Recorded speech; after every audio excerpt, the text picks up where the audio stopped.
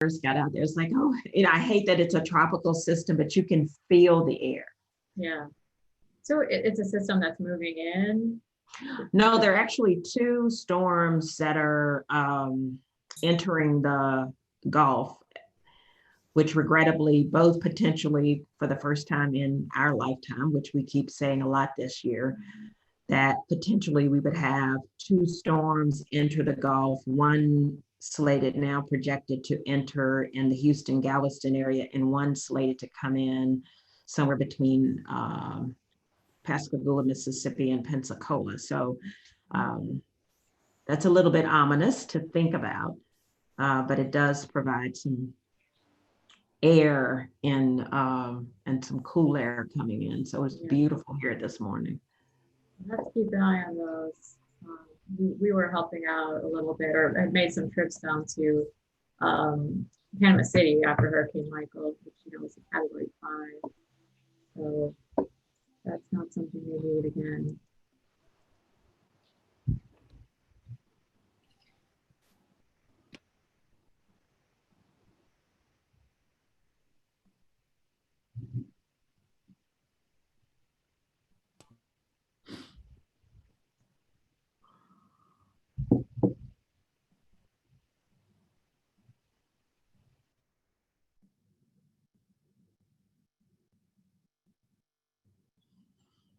Good morning, David. Kalisha, good morning. Hey, good morning.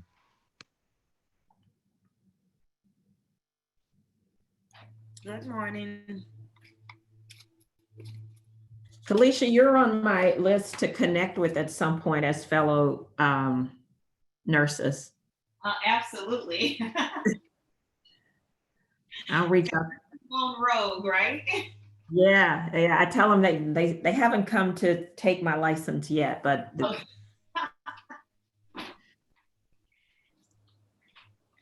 Yes, I'll definitely I'll shoot you an email reminder. Make sure that we connect. Great, thank you. I'm going to be in New Orleans. I've got some customer visits to make in the next couple of weeks, so I'll reach out to you and. Okay, cool. Maybe we can try to stimulate the economy. I'm trying. It's a one-woman show at this point. Let me see. This is young Andrew calling me. Stand by.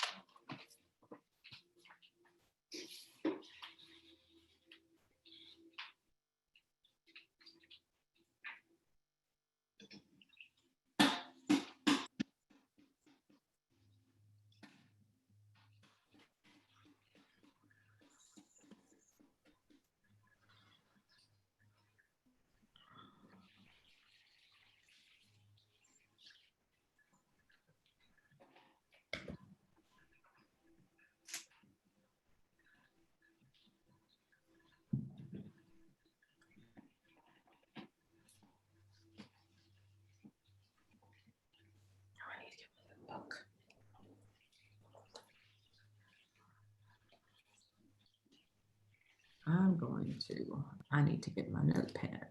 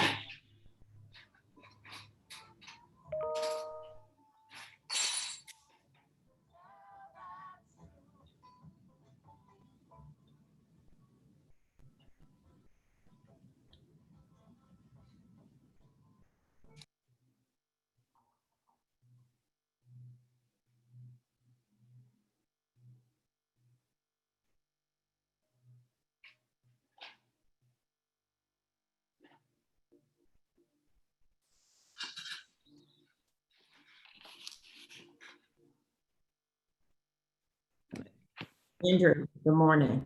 Good morning. If for some reason I freeze, kids have gone back to school, of course, and everybody's on the internet in the lovely little small town I live in. Yep. And so if I freeze, just pick up, don't keep it rolling. Got it. No problem. I made some adjustments to my extender, but I don't know if that's gonna help. Have you done upload download tests? Are the statistics showing that there's a little squeeze there? Yes. Well, my daughter works for Apple, and in the initial part of the pandemic, they took them all to online. And so they shipped her this beautiful, gigantic Apple computer and things. And so she would run the test every day. Yeah. So we had to make some adjustments for that.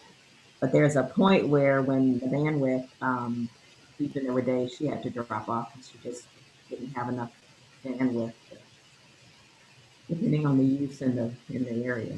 Yeah.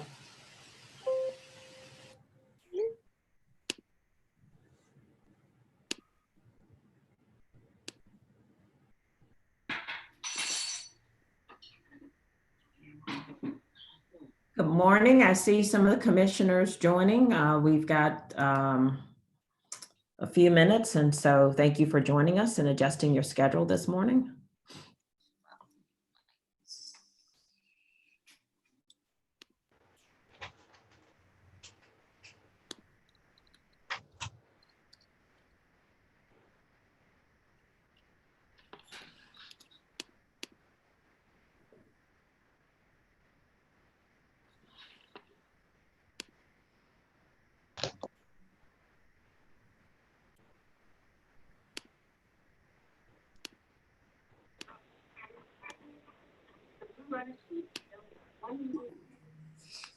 And good morning and welcome. I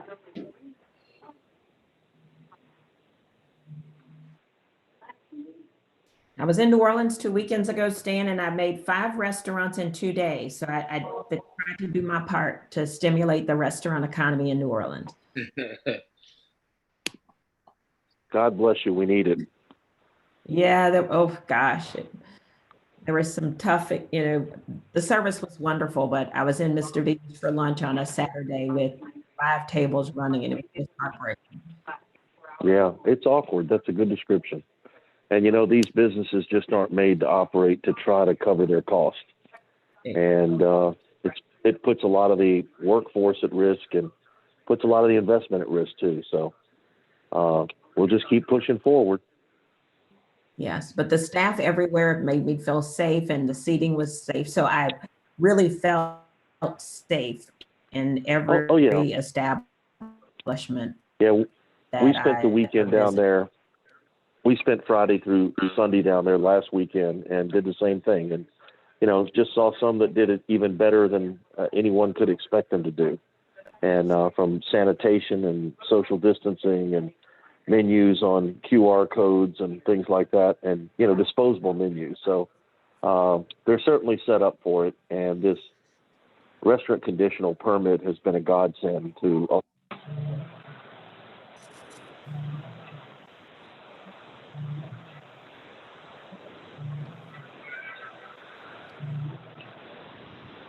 All right, we're going to get started now. It's 10 o'clock. Good morning. My name is Andrew Goss, serving as the director of the Resilient Louisiana Commission. Welcome to this Friday, August 21st meeting of the Commission. It is now called to order. I'd like to start by thanking all Commission members taking part. I know it's been a few weeks since we last met, and I'm grateful to have all of you here that are available. I'd also like to welcome members of the public. The public's attention and involvement is crucial to the success of the Commission. The Commission appreciates the invaluable input from residents across the state and industry sectors. We welcome your continued participation and insight as we move forward. This meeting is available via Zoom and YouTube, and members of the public are encouraged to provide comments at resilientlouisiana@la.gov. The public can sign up for meeting email alerts and access Resilient Louisiana Commission and Task Force meeting schedules, agendas, minutes, audio recordings, reports, and other documents of interest at opportunitylouisiana.com/Resilient Louisiana.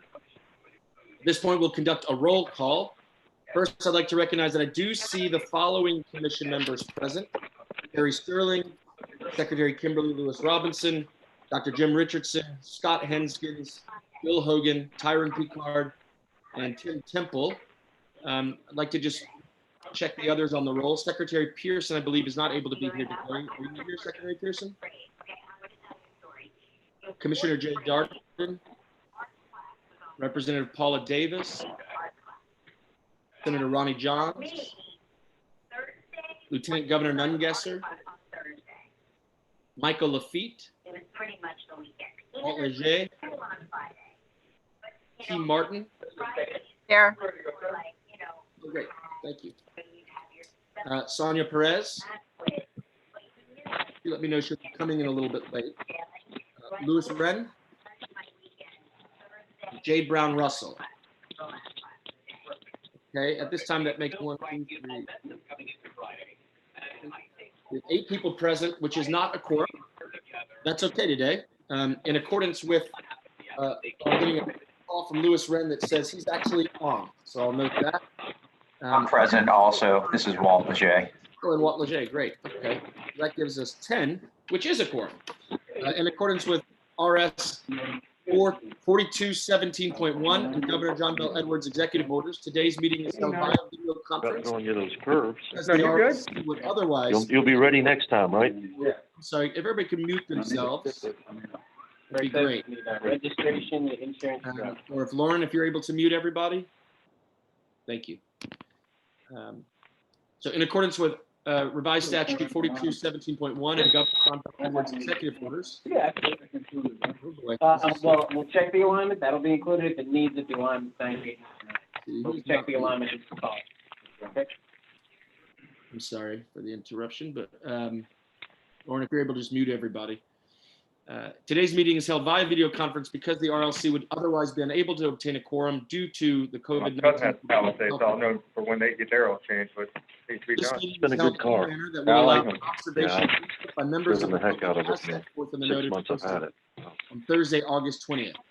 Hundred and Kia is gonna come a long way from what they used to. Yeah, Lauren, this is my help third mute one that I've had. This is the first one, the SUV style. I mean, Whoever's I'll getting put 100,000 miles on it for years. Somebody's. Hey, Vinny, Thank you. I think you're not Appreciate muted. the Can service. you mute, please? Everybody could please mute themselves.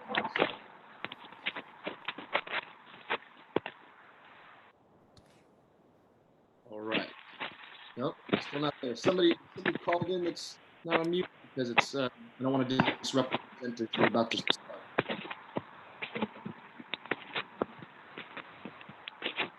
Lauren, do you see the function where you can mute everybody? Yep, everybody's muted. I'm looking. All right, there is somebody making a lot of sound out of it. Sounds like a cell phone is active. It's Vineeth, Andrew. Oh, okay. Beneath, And mute he's yourself. not muted. Beneath, can you hear us? Okay, sounds like it went away. All right, thank you so much. All right, great. Terry Sterling, Healthcare Management Advisory Consultant and RLC Co-Chair, will introduce our first presenter. Take it away.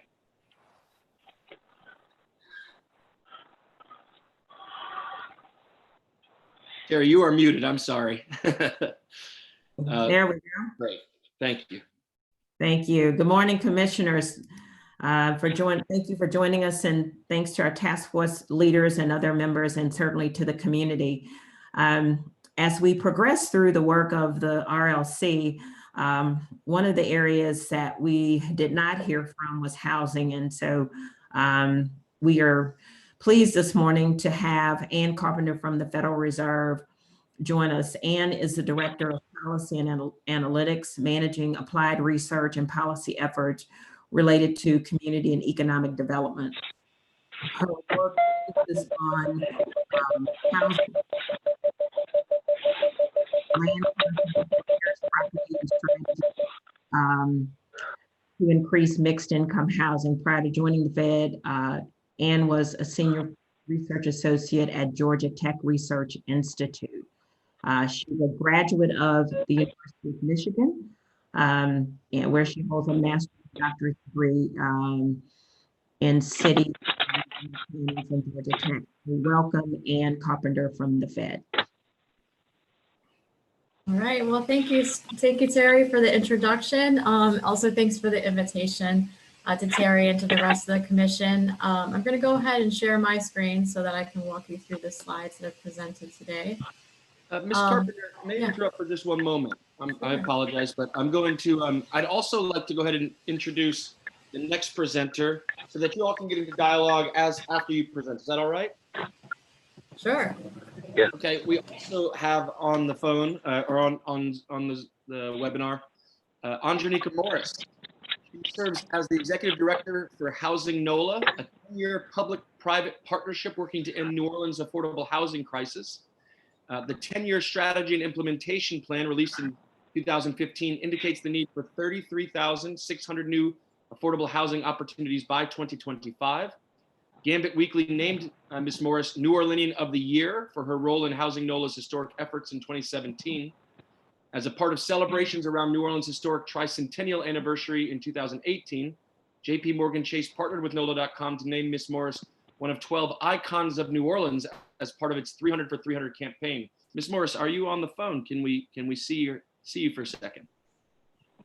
Good morning, everyone. How you doing? Thank you all so much for having both Ann and I to talk about housing with this commission. Great. Thank you so much. And now, Ms. Carpenter, let me hand it back over to you, but this just allows you all to be able to get into dialogue without interruption. Sure, and it looks like screen sharing has been disabled. So Lauren, I are don't you know able who's driving to make sure the screen can be shared? You can Okay. try now. That looks good. Okay, let me share my slides. Go to the first one. Can everyone see that? Thumbs up, Andrew? Yes. Okay, perfect. Whoops, I gotta go to the beginning. All right. So again, I am Ann Carpenter with the Federal Reserve Bank of Atlanta. I do need to give a quick disclaimer that these comments are my own and not those of the Federal Reserve Bank of Atlanta or the Federal Reserve System. But I will be talking today about housing and resilience, how housing is foundational really to the household level, community level resilience, and to give really a brief overview of some of the challenges that we've experienced historically, and then in this current era through the previous housing crisis and into the pandemic crisis. Again, thank you for the invitation to speak today, and I'm really looking forward to this discussion. I wanted to give a little bit of a brief orientation to the Federal Reserve System. Many of you are probably familiar with the Federal Reserve Bank of Atlanta. We're one of 12 regional reserve banks that serve the country. Our footprint is, as you see on the right-hand side of the slide, so we cover most of Louisiana and all our parts of 5 other southeastern states. You may also be familiar that we have a branch in New Orleans, and that is the oldest branch in the Federal Reserve System. And together with the Board of Governors, the Federal Reserve is responsible for monetary policy, for supervising and regulating banks, and then also for our payment system, so cash and checking and that sort of thing. I am a part of the Community and Economic Development Program within the Atlanta Fed, and myself and my colleagues from around the system have a pretty unique mission, which is to understand and to track conditions, persistent and emerging issues that relate to low and moderate income communities in particular. And this function really grew out of legislation called the Community Reinvestment Act, which was enacted by Congress in the late 70s to address redlining and discriminatory lending practices. And that will come up again in a later slide, but I just wanted to ground kind of what we do and why we do it in that legislation.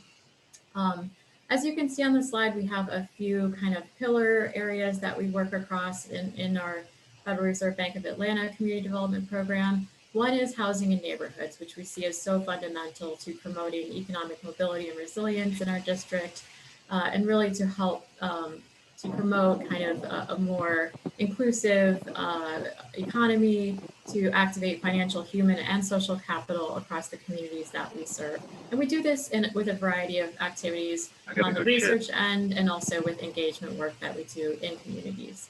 And so kind of moving on to why housing, why did we pick that as one of our kind of key areas of expertise? And that is really because housing is so central to opportunity across the board. It's it's critical to how we experience the economy. It is a way to provide for household financial security and resilience. So it starts with stable housing. How many times you move with throughout your life, including and especially during the younger years when you're still growing and as youth, has a lot of impact on later outcomes, but also affordable housing is so important. So housing that is affordable allows families and individuals to have resources that are left over that can be used for other expenses and needs and investments in our future and our children's future. So we really see this as a cornerstone for financial security and resilience. But also, in addition to the house itself or the housing that you're in itself, where your housing is located, the neighborhood you're in has a lot to do with your later outcomes as well. And we've seen a lot of research recently around zip codes in particular being indicators of things like life expectancy and lifetime earnings. And there are a lot of reasons for this. So where your housing is located determines the school quality of the schools that you send your children to, the accessibility of quality jobs that you're able to go to and to get access to, safety and health. So certainly public safety, but also things like environmental health play into where your housing is located. And again, those studies that look at zip code have managed to tie outcomes like economic mobility to where you're born and where you live as a child. And that means that mobility is really the ability of a child to earn more than their parents. So this intergenerational economic mobility or ability to climb up the income ladder. And so that has a lot to do with where you live and the kinds of opportunities that are available to you. And I think that this group is probably well aware of housing as a critical social determinant of health. And you see that on the right side of the slide. So things like health behaviors, clinical care, genetics, they're important. They make up at least 50% of health outcomes, but things like social and economic factors and physical environment make up just as large of a share. And housing, neighborhoods, and as you'll see, income and wealth, how that plays into housing, have a huge impact as well. And as a result of this, a lot of health systems are starting to think of housing as almost like a therapeutic or something to be an investment that they're making to improve their own outcomes. So overall, affordable housing options, meaning home ownership options, rental options that are affordable to a wide range of income levels and for different sort of stages in life, are important for a community to really support the collective growth and prosperity and ensure that the workforce is adequately housed. I'm getting a lot of feedback. I'm not sure if you all are hearing that too. Yeah, it's Lauren, it's on the attendee list in the participants. There's some phone that's not muted. It looks, oh no, that's not. Okay. Everybody could please mute. Somebody's phone is picking up a lot of noise. Yeah, sorry about that, guys. We're not hearing it. Okay. So it's also important to note that how we access housing and housing opportunities that are available to us really differ by race. And this goes back to historical practices and policies that were discriminatory, that promoted segregation or ensured segregation of communities. And these lasting and persistent issues that were results of those policies define a lot of the inequalities that we face today. And I also want to point out that housing discrimination has not been eradicated completely, but in 1968, the Fair Housing Act outlawed many of these practices and put in place consumer protections that have certainly limited and made it illegal to overtly discriminate against individuals on the basis of race, in particular with respect to housing. But the kind of overt discrimination that I'm talking about is apparent in examples like redlining. So that is the map that you see here is an example of a redlining map from the New Deal era. At this time, the government and other actors in the private sector and mortgage markets actually drew lines through neighborhoods where minority households lived and assigned them what were called risk scores that really limited and almost completely restricted lending to those areas. They refused to insure mortgages in these, the government refused to insure mortgages within these communities. And that's just one of many racist policies, discriminatory policies by race that occurred throughout much of the 20th century, and particularly the middle of the 20th century, when there was a lot of prosperity and homeownership programs that largely benefited white families.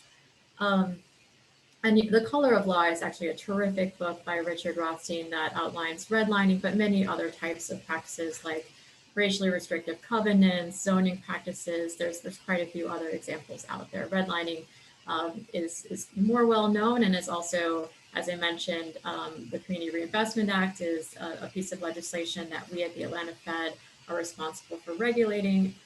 And this is a direct outcome. That legislation is a direct outcome in response to this practice. But the impacts today are really still felt. So we still see hyper-segregation that looks a lot like these redlining maps from the 1930s. We see disinvestments. So bank investment has lagged, continues to lag in some of these communities. And it's really contributed to the racial wealth divide and the homeownership gap, which I'll get into in later slides. And I do want to point out, COVID, the pandemic, has the potential to widen many of these disparities. We know that infection rates, exposure to the disease, death rates are disproportionately impacting communities of color, and housing issues that we'll talk about later have the potential to, again, kind of widen the disparities that we've seen. And that really stems from these practices that were largely, that were sanctioned during the 20th century. So as I mentioned, homeownership rates have lagged for Black families and Latinx families compared to white families. And so you see on the right-hand side of the slide, homeownership rates by race and ethnicity. White alone households having homeownership rates about 72% for the US, 76% for Louisiana, whereas Black families, Latinx families trail far behind that at less than 50%. Louisiana in general has a higher homeownership rate than the US as a whole, something that we see in a lot of our southeastern states. But there has been more volatility, as you see in the left-hand side of the slide, around the crisis, the housing bubble, and the housing, the foreclosure crisis, and the resulting recession and recovery period. But I do want to say, homeownership remains the cornerstone of the American dream, and despite its risks that we saw during the recession, we know that it's still an enormous generator of wealth for families, and as you'll see in the next slide, particularly for families of color. However, while it is a significant driver due to, again, many of these historical practices and the continued lag in homeownership, Black and Latinx wealth still lags that of white families by a substantial amount. So, and housing is one of the significant factors behind that. So white wealth is about 10 times that of Black family wealth at the moment. And that trend is actually increasing and widening. That gap is widening since the beginning of this century. You can see that on the left-hand side in those bullet points that a pretty significant proportion of wealth is derived from housing wealth for white families, for Black families, and for Latinx families, although a larger share, slightly larger share of that wealth is held in housing for Black and Latinx families. And despite that, white families actually have more equity overall. So the average white family has over $200,000 in housing wealth, while Black families have less than half of that on average. And this is from data from the Federal Reserve Board from the 2016 survey. And Latinx families also lag behind white families quite substantially. Again, this is all not surprising given the history of private and public sector policies to restrict homeownership options and the ability for white families to gain wealth during that critical period in the 20th century when price appreciation was quite rampant and a lot of prosperity was felt post-war. And I also wanted to give a quick picture of renters as well. So after the most recent recession, we saw affordability challenges for many renters generally, but particularly for lower income renters.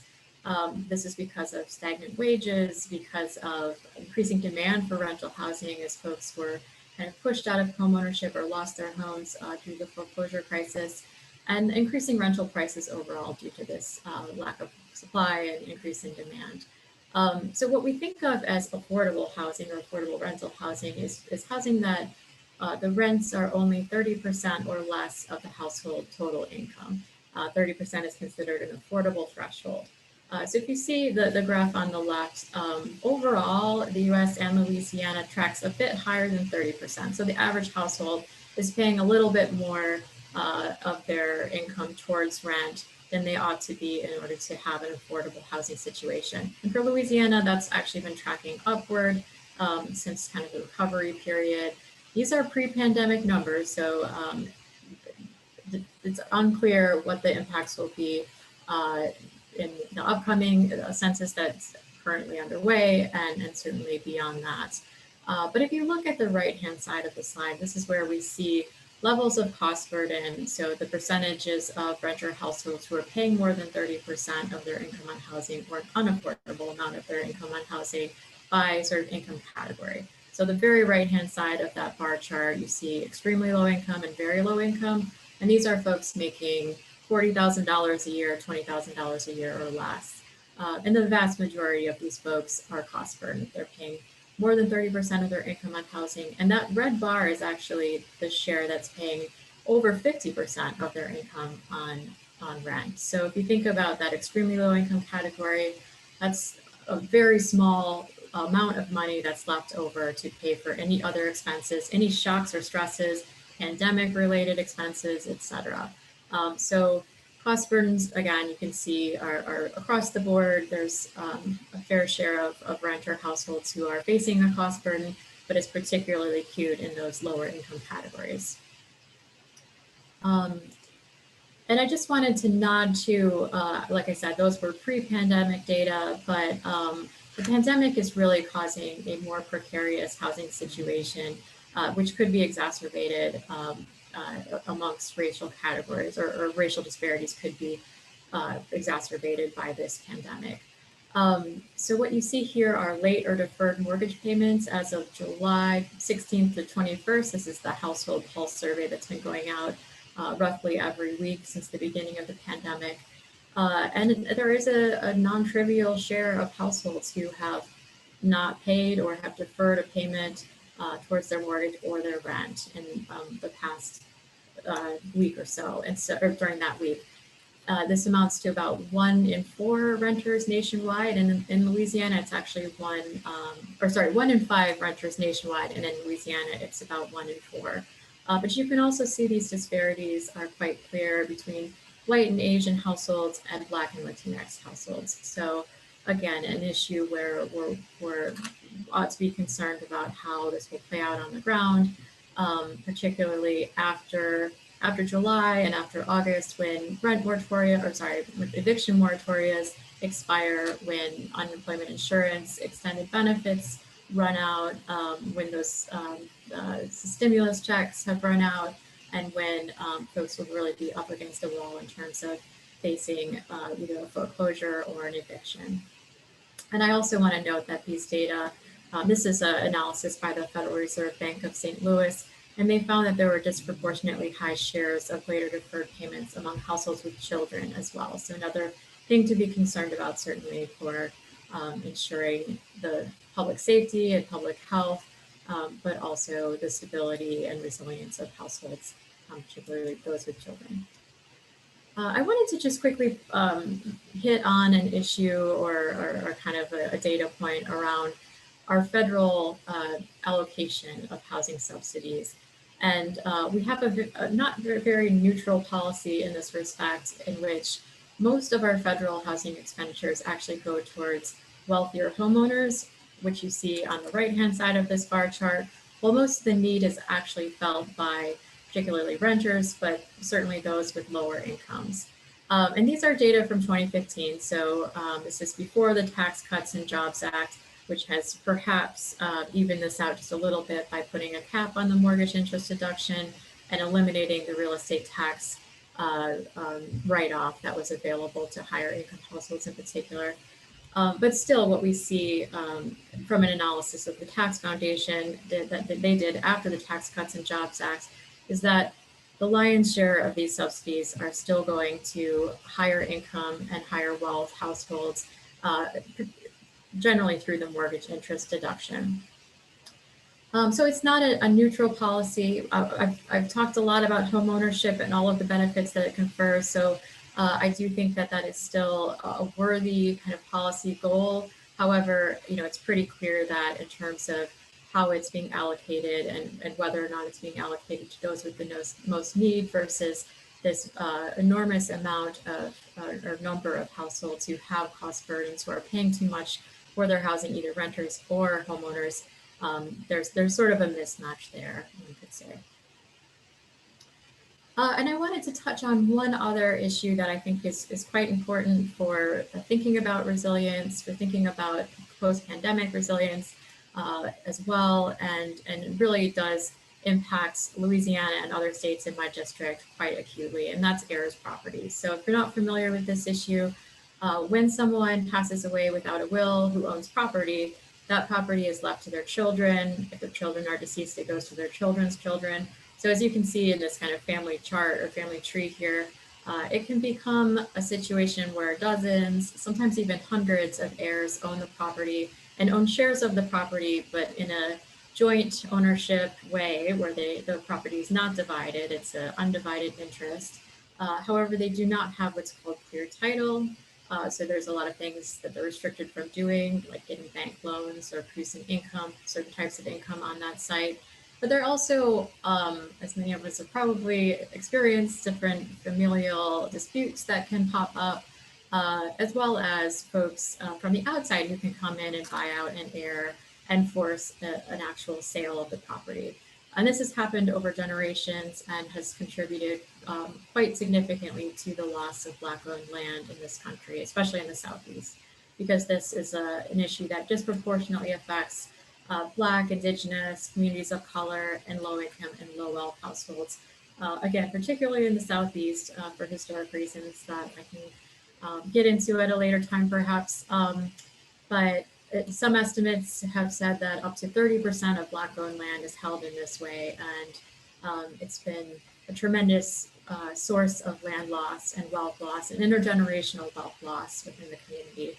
It can also lead to blight and abandonment, loss of tax revenue, and can deplete surrounding property values as well. But if you might recall, after Katrina, this issue popped up with a lot of homeowners who couldn't access road home funds, for example, because they didn't have clear title. There was a fix that was put in place, but it's fair to say we can anticipate if there's some kind of a program after the pandemic that is available for homeowners, that clear title will be one of the stipulations, and that it could prevent many heirs property owners from accessing those funds. So transitioning from that to kind of a few policy interventions that I wanted to point out, I just wanted to first couch this as saying this is a unique moment really to think about policies that contribute to collective prosperity rather than to kind of reinforce or underscore the disparities that exist today. And first one kind of, it's not a silver bullet, but an easy win would be something like the Uniform Partition of Heirs Property Act to address heirs property land loss issues. You can see from the map that Louisiana is one of the only southeastern states that hasn't yet adopted it. Mississippi is one of the most recent states to sign this into law. And what it does is it protects families from a forced partition sale and allows them to get fair market value for their property. This with, in addition to kind of legal services, available legal services for estate planning and title clearing can help quite a bit to eradicate this issue. But this in particular is a useful tool to help to protect family wealth. A second policy intervention is around dedicated funds for affordable housing. I do know that you have a housing trust fund here in Louisiana. that I guess hasn't been capitalized historically. A great example of a state that has done a tremendous job in coming up with a dedicated source of funding is Florida with their Sadowski Act funds, and that is a document stamp tax, which is applied to mortgages and deeds and other real estate transactions. It's about 70 cents for every $100, and it has been used quite effectively for homeownership, for rehabilitation, and also for multifamily rehab and development of affordable housing properties. It is about 70% of it goes to local governments, 30% sits in a state housing trust fund, and largely it does go to home ownership and low-income housing issues. A third policy intervention is around small dollar mortgage availability. So one of the gaps that we've really heard a lot about is that the banks are less likely or there's less incentive for them to provide mortgages under $100,000. And yet we have a lot of housing stock that exists at that price point that could be an affordable option, especially for renters who might actually reduce their monthly housing cost payments by getting into one of these less expensive, lower value homes. However, again, the availability of mortgage credit at this level is restricted and continues to shrink in terms of the trends in lending data that we have access to. And I know I'm a little bit over on time, so I just wanted to quickly point out a couple of examples of small dollar mortgage programs that I think are really interesting models and could be useful for thinking about how to partner and enact these types of programs. There's the Detroit Home Mortgage, which has been really effective, especially in more distressed markets, in providing mortgage credit for lower value homes, but also for actually closing what's called the appraisal gap, where the bank is unwilling to finance the property due to a gap in the appraised value and what they're willing to take the risk on. So the soft second actually allows for up to $75,000 to provide repairs on those properties, which can be in poor condition or sold as is. And that is a partnership between the State Housing Finance Authority and a few other funders and local and other partners. Another kind of brand new product is the micro mortgage marketplace pilot out of Louisville, Kentucky. There's been a little bit of media attention in the last couple of weeks about this. It's a flexible product under $100,000, a partnership between the Homeownership Council of America and FAHI, which is a community development financial institution, and their research partner, Urban Institute. It has up to 100% loan to value. It allows for credit scores as low as 640 and has a slightly higher than prime interest rate at, I think, 4.5%, which is still competitive versus some of the seller financing and land contract options that folks have.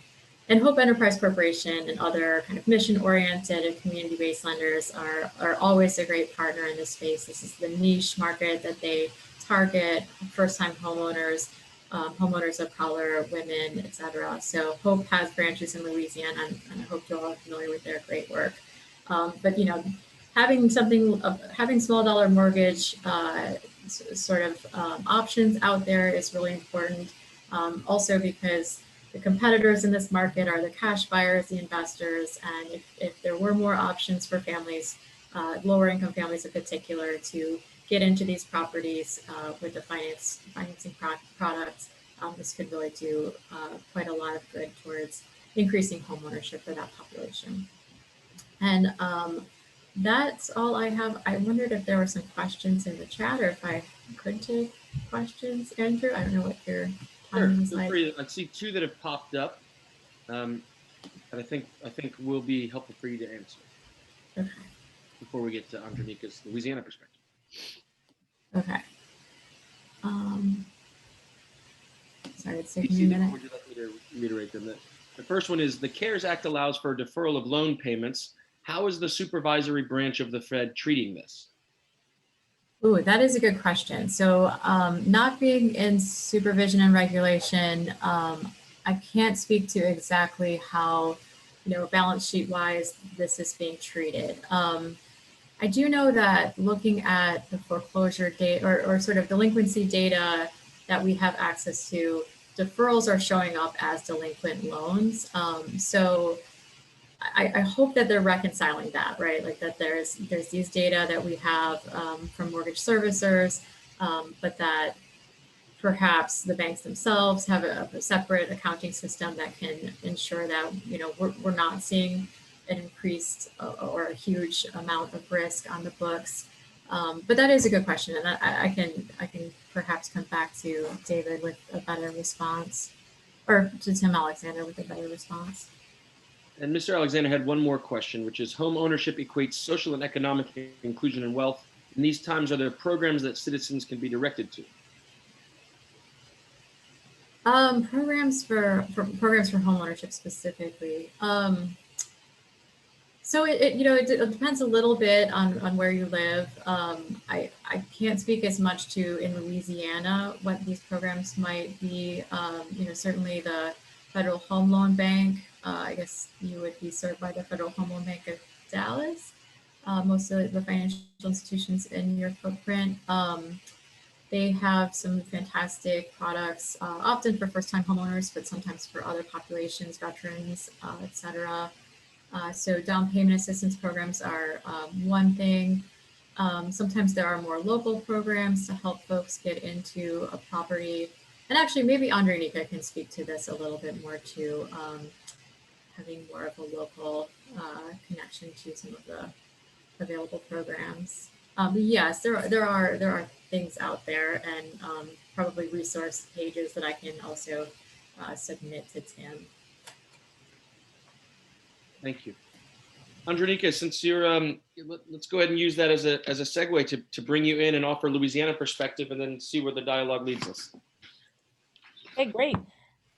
So good morning, everyone. Yes, there you go, Anne. So I'm gonna bring up my slides. So to follow up on that question, unfortunately, the answer is no. There are discussions about homeownership programs, but we have not gotten to the place where we are consistently offering those in a way that meets the need of the average Louisianian. And hold on, I'm gonna open this. All right, can everybody see my slides? Great. And I'm gonna talk about that a little bit more throughout my presentation. So good morning, everyone. My name is Andrenica Morris, and I'm the Executive Director of Housing NOLA, as Andrew and Terry said. And I wanna thank both Andrew and Terry for inviting me to speak to you all today. And I wanna thank my partner in crime, Anne, for laying the groundwork for my presentation. So I wanted to focus on what's going on in Louisiana and how it impacts housing, and how we are struggling to adopt a mantra that we think is the solution to many of our societal ills, which is put housing first. So one of the things what I do is I run an organization called Housing NOLA. We launched an ambitious plan 5 years ago now to end housing insecurity in the city of New Orleans through a policy platform, a strategy that talks about implementing systemic change, monitoring accountability, and making sure we're managing scarce resources appropriately.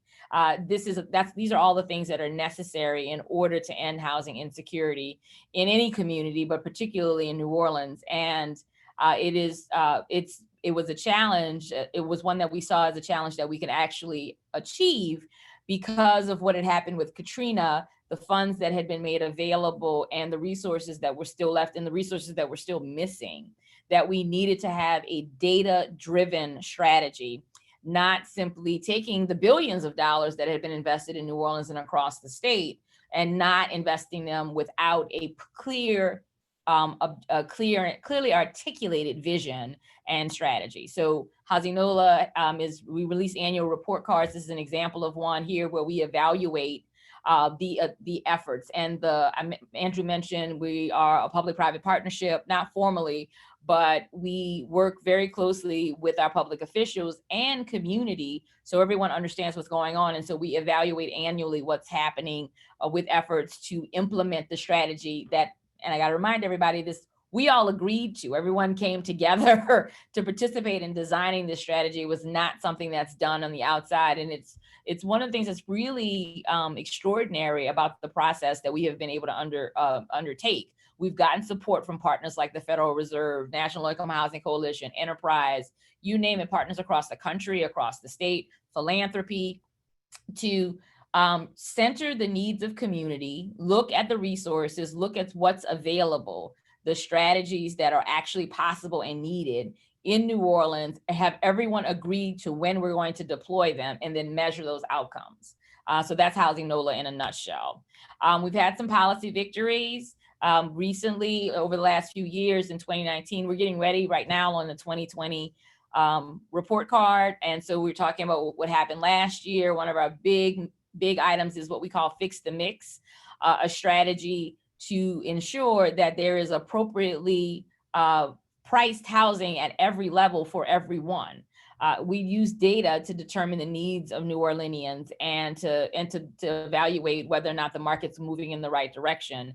We've been able to get some funding to help first-time homeowners. The mayor has committed to about $3 million a year to create first-time homeowners. That's going to create about 100 new homeowners a year if we're lucky. The Finance Authority is trying to do a green mortgage product to help rehab all of the blighted housing that we have and rehab them to green standards, which has, dual benefits. It makes sure that the home is affordable and sustainable in the long run, but it also creates an investment pipeline for our green industry, which needs to be drastically increased.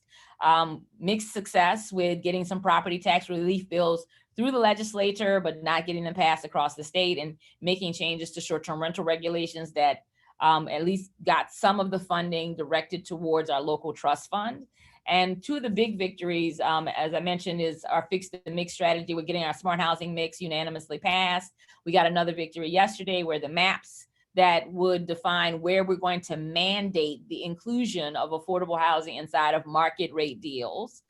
So if a developer is coming to build luxury housing, he or she will have to include affordable housing for the average New Orleanian inside their deal. That deal will be subsidized with either increased density, parking waivers, and sometimes even tax relief in order to make sure that those units can remain affordable for 99 years.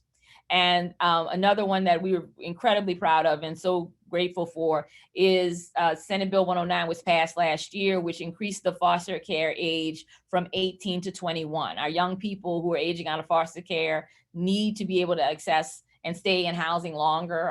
As I can't imagine, many of you would think about being an 18-year-old with a college, with a high school diploma, if you're lucky, and being on your own. That's what we've been doing for quite some time. And so we were glad to work with youth advocates to get that policy enacted last year. So Housing Louisiana, I want to kind of broaden it out, as we've been pretty successful, but it's been a mixed bag. Like I said, for the last couple of years, unfortunately, the grades in New Orleans have been declining because we haven't been putting housing first. And also there's been a need to make sure that the rest of the state starts looking at the housing challenges from this data-driven equity model. And so Housing Louisiana was launched in 2017. It's actually a rebranding of the Louisiana Housing Alliance and a reorganization of the Housing Alliance. So it's now called Housing Louisiana. And what we're doing is we are a network of housing alliances, regional housing alliances. The needs of Baton Rouge are different slightly from the needs of New Orleans, from Shreveport. While we all have the same challenge that we need affordable housing, it needs to be done in slightly different ways. And so that has to be determined at the local level. The citizens, the elected officials, and everybody in between have to work together collaboratively to set the priorities for those communities, and then advocate and work to implement them and evaluate whether or not they're successful. A program that would that we're seeing as very beneficial in New Orleans might not work in Shreveport, nor does it have to. And New Orleans shouldn't be dictating housing policy for the entire state. It needs to be a collaborative process. Everyone has needs inside of this issue. And so we want to make sure that all partners are participating and that they can participate equitably. So we have been able to support 5 regional housing alliances to actually exist. And then we have 4 working groups. So there's New Orleans, Baton Rouge, Acadiana, or the Lafayette area, North Shore, and yeah, those are the 5 that exist right now. And then in Shreveport, Monroe, Lake Charles, and in the Houma-Tipler area, we have working groups, partners who are there, who are going to be establishing their housing alliances, we hope by the end of this year. So we've been talking about affordable housing, and you heard Ann talk about cost burden, but I also want to make sure everybody understands what we mean by affordable housing in Louisiana and because we use a lot of different terms. And there's a number of different calculations. I wanted to show you guys the different ways that people look at about connecting housing to wages.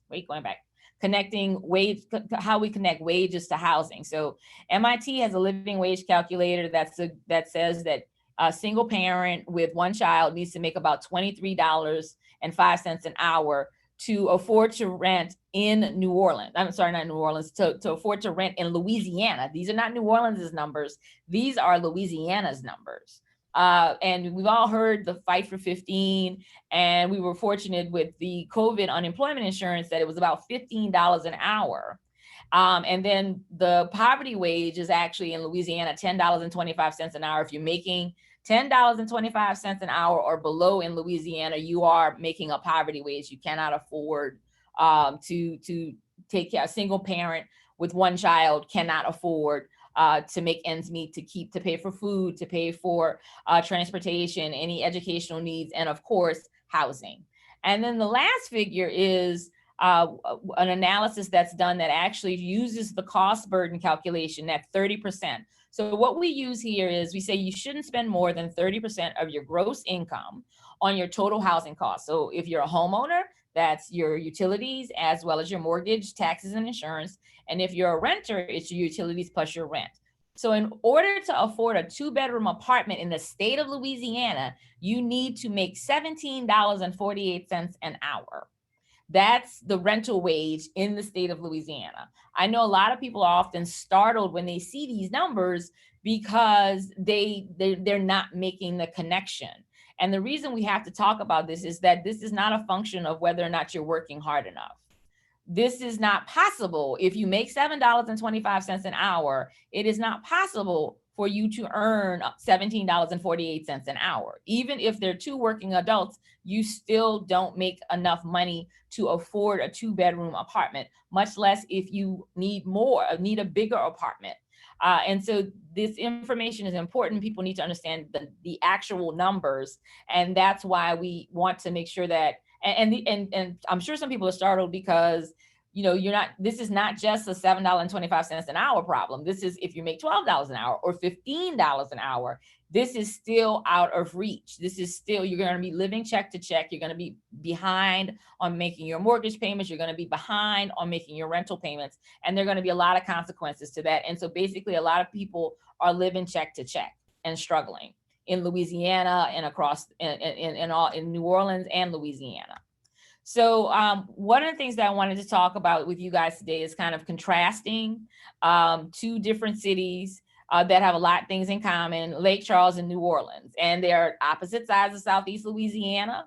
And so we thought it would be interesting to break down what's happening in those communities and how the similarities and their differences. So we're going to start with Lake Charles. And so I just talked to you guys about the housing wage, the rental wage for the state of Louisiana. How much is it in Lake Charles? Well, Lake Charles, you need to make about $16.77 an hour in order to rent a 2-bedroom apartment. What are the people in, and that means about $33,480 an hour. So this is, and the minimum wage in Lake Charles is $7.25 an hour. Lake Charles is experiencing an affordable housing crisis due to some significant investment in their community. They have an oil refinery that's being built, and thousands of temporary workers have poured into their communities. So when we spoke to the people of Lake Charles, when one of the things Housing Louisiana does is we, as a collective, so when I'm using that we, I'm talking about the Housing Louisiana we, when we spoke to the people of Lake Charles earlier this year to talk about what their priorities were and what they needed to see their leaders working on, because this is one of the things that the working group there needs to know as they're building their regional housing alliance. So what do the people of Lake Charles want? So they want increased permanent and emergency housing opportunities. They want zoning ordinance that can create more affordable housing because they're not seeing homes and apartments that are being built that meet the need of the average Lake Charles resident. They want to recruit more local developers. They're not seeing people coming in and targeting their needs. They want to see a commitment for increased development. They want to increase home ownership opportunities. They want, and one of the things that they were telling us, and that we've seen the data to back this up, is that their habitability standards, their challenges with habitability standards, making sure that rental units meet certain standards, that they're not blighted, there's not a lot of blighted property in the neighborhood. That's something that they're very concerned about. And they also want reform of the Section 8 program. They're experiencing a very interesting problem because of all of the temporary workers. The rental rates have exploded, and their Section 8 vouchers can't cover the average rent in the area. So you have people who have qualified and have gotten a voucher and are having a really hard time finding landlords who will accept what the voucher will pay. And one thing I want to remind everybody about the Section 8 voucher is, it is subsidy, but it is subsidy for the family. Section 8 rents are based on fair market rents. Now they can't pay luxury or booming prices, but they can and do pay what the market calls for. And the Lake Charles Housing Authority has actually been given approval to go above the threshold that HUD typically allows, and they're still having a difficult time competing in the market. This is why we've got to be more thoughtful, and we've got to be more proactive. And so you have resources. We're leaving money on the table. We're leaving money that could be used to help the people of Lake Charles from the federal government, and we're leaving it on the table. So these are the big things that the people of Lake Charles are we're worried about pre-COVID.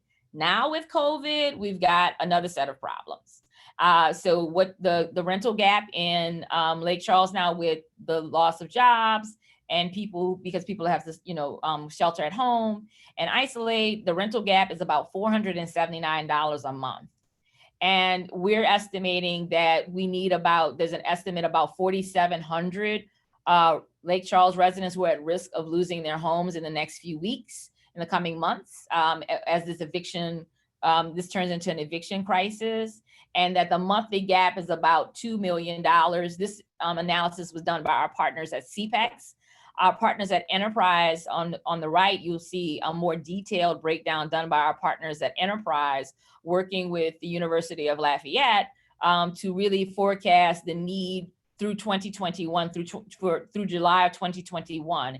And that in Lake Charles, to accommodate the people who we are projecting may continue to be unemployed, we need about $20 million to get Lake Charles through the end of the year, and $44 million to get them through the end through July 2021. We certainly hope that this does not go on this long, but one of the reasons we want to make sure people understand these numbers is that we have to stabilize people. We have to make sure that they have stable rental housing, they have stable home ownership opportunities, so that we can get out of this crisis.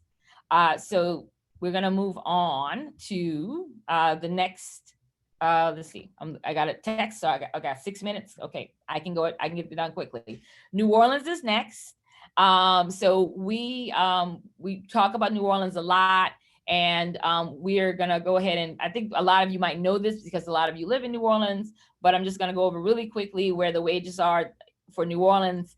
The hourly wage, the rental wage for New Orleans is about $20.73 an hour. That's what the average New Orleanian needs to be making to afford a 2-bedroom apartment. So that's going to be more than even the rest of Louisiana is doing. Is seeing, obviously, that there's some more severe problems there. And that's going to also be demonstrated by the severity of the COVID crisis. So in Metro New Orleans, we're estimating we need about $153 million to get renters in Metro New Orleans through the end of the year, and $306 million to get Metro New Orleans through 2021. And so comparing these numbers, there seemed to be like a wide gulf, $16 and $20 an hour, but it's really not. It's really the same problem with just different shades. And we have this, the solution is that we have to put housing first.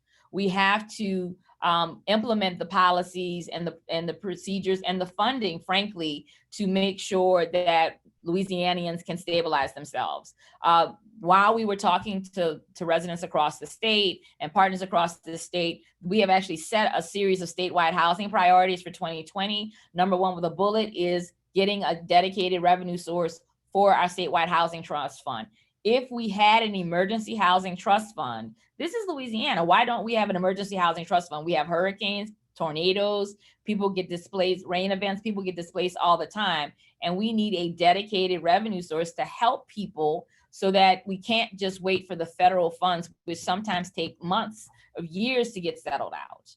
So that is, I kind of wrapped it up really quickly. Yeah, so that was, we believe that I wanted to make sure that we talked about what we wanted to see here and why we think this is so important, because we believe that our communities can provide high quality, safe, and accessible housing that is affordable to individuals and families of all income levels throughout Louisiana. I want to reiterate the point that affordable housing isn't just subsidized housing. It's something that everyone needs, and it's something that particularly everyone needs in the middle of a global pandemic. Thank you.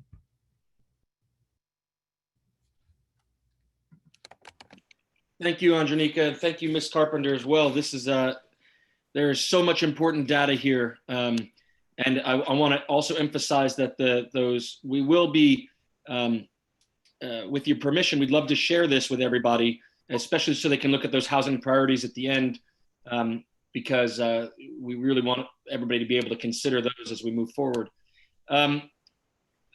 We are getting short on time, so I'm gonna just thank you all one more time and jump into a quick status update.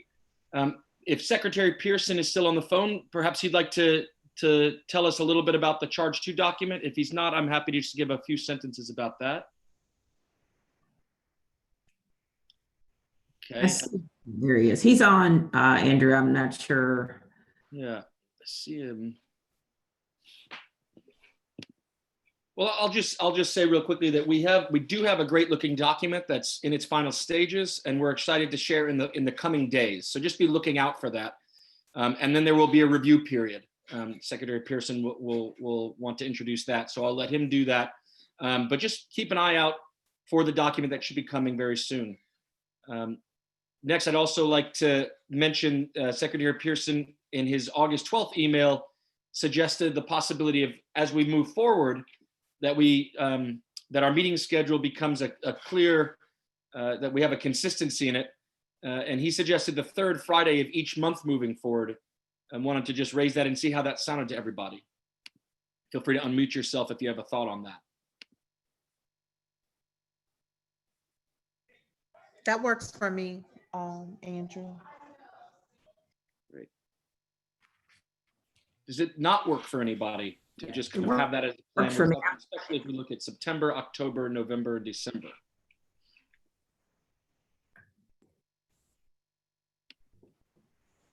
Okay, hearing no feedback on that, we'll go ahead and plan on that at this point. If somebody has a different thought, feel free to email and we can get your thoughts on that. But as we, hearing no objection, we'll just plan on moving forward with that schedule.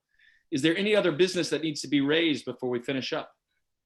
I just want to thank Andronika and Ann again this morning for presentation in regards to housing. Certainly a great difficulty as a part of the pandemic experience and the crisis as it relates to housing and mortgage challenges. So thank you very much for that.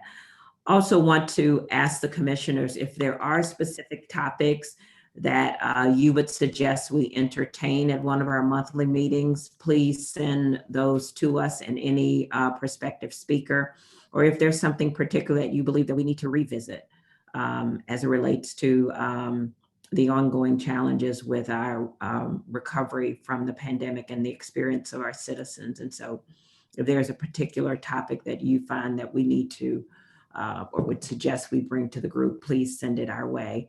And again, to echo Andrew's comments, you should receive a draft copy of our report in the next week. And so we would appreciate your review and critique of that to get us feedback as we work to get that document published. Thank you, Terry. The last thing I want to make sure to do is open it up for public comments and questions. If anybody has anything that hasn't been raised yet, please raise it now.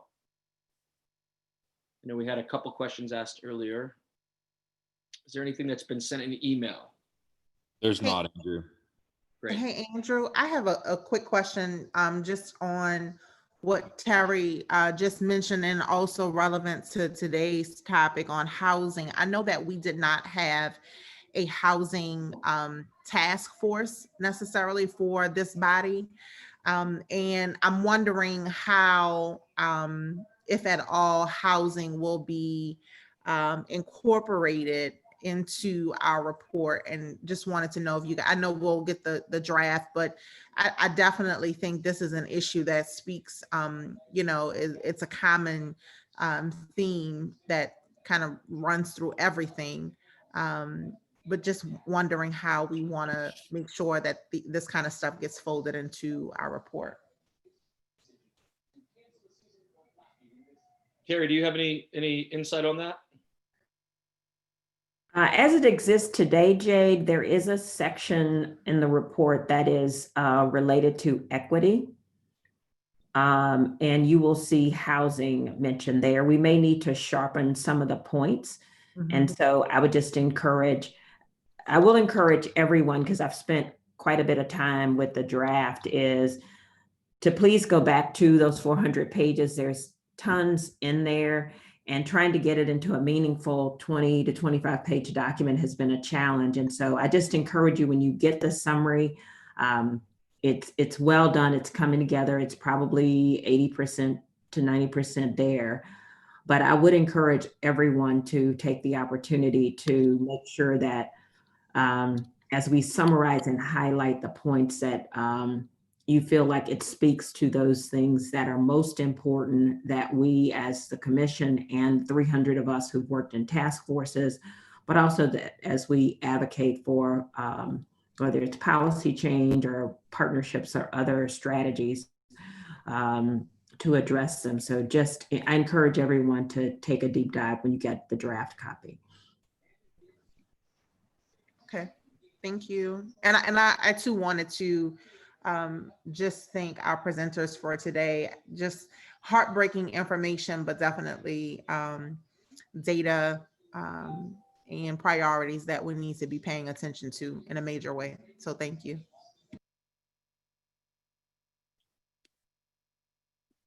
Any other final thoughts or comments or questions?